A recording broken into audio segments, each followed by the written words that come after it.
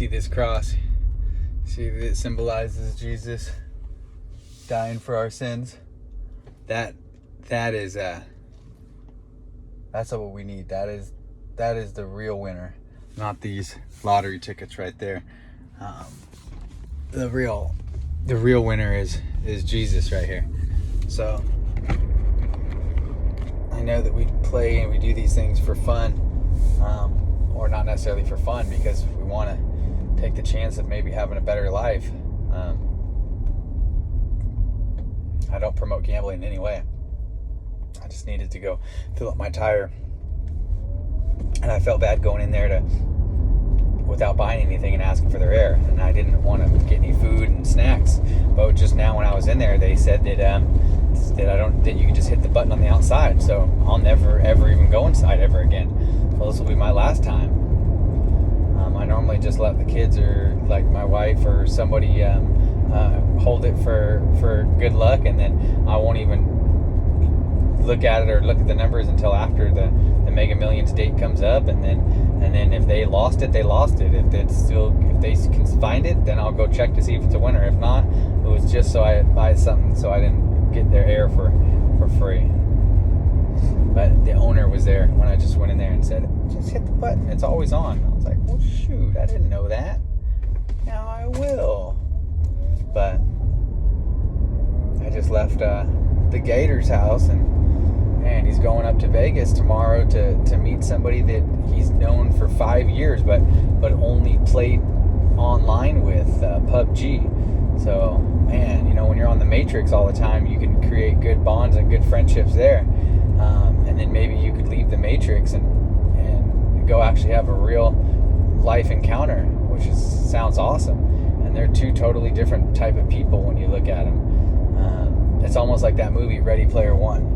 When you're in that movie Ready Player One, it's like the real world. It's like all chaotic and chaos and messed up, and then you go into the Oasis is what they call it, the Matrix, and everything's all beautiful and nice there.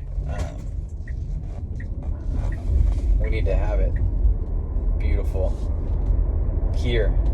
And I guess if you want to go into the Oasis, that can be beautiful too, but we don't want to let the earth God made for us go to waste and get all gross. We got to keep this beautiful. And I don't mean by forcing it by laws like how they're about. I feel it coming. They're going to do some carbon laws or global warming lockdown, or say that we need we can only drive so much per month, or we can only travel so much per year, and we have so much energy that we could use as per year, and then you got to pay for the extra or whatever. I'm not sure how it's going to work, but they're going to start limiting. That's not what I mean by trying to save the planet. Trying to save the planet is just by all having like a common goal to do that, but not forcefully. You got to just educate us and just know the importance of loving people and loving animals and loving Earth, so that our future generations not only will be here but will thrive. You want them to have like a jump start. So I know that when you're a parent and you have a kid, you don't ever, when your kids get into the working force, you don't ever want to get upset, or if they start making more money than you or get a good job. You should encourage them. Not only should you encourage them, you should already be helping your kids start a foundation to be successful way before they're even at working age, just so that they get that jump start, because you know how hard it is in the real world, and you know how hard it's going to be if they decide to maybe party or do whatever until they're 33 like I did.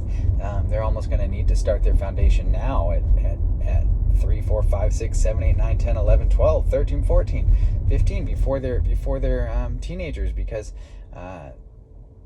we already need to know the importance of working and creating money and wealth and saving that and buying things and helping others and being responsible, and these are all things that are going to carry over as we get older, but should be instilled and taught. That's why we're younger. Like Robert Kiyosaki says from Rich Dad Poor Dad, is they don't teach about wealth in school. They don't ever. How are we supposed to know about wealth or creating money if nobody ever teaches us? Well, we we have to teach ourselves or start learning about it as a young age, because the schools ain't going to teach us. The teachers don't know how to teach us. You know, you got to go to your entrepreneur uncle or your dad or your neighbor or your friend's dad, like he did, and ask all the questions you can and eat up all that knowledge and information, so that you could be the best possible you. I know that for me, I want to be fully self-sufficient. I don't want to borrow any money from anybody. I don't want to ask the government for any money. I don't want anybody to. It's nice to be able to have that, but you don't want to use it. You don't want to feel like you have to have it. So I want it just there as like a safety net, which I think it's what it was intended for, not for like your priority or for first option. It's not option number one. Should be your last option, but you shouldn't suffer or anything before you ask for help because you refuse to ask for help. I'm not saying that. You gotta have like a fine line. All right, I love you guys. Choose your friends wisely. Love everybody. Love each other. My God family. Peace. I love you.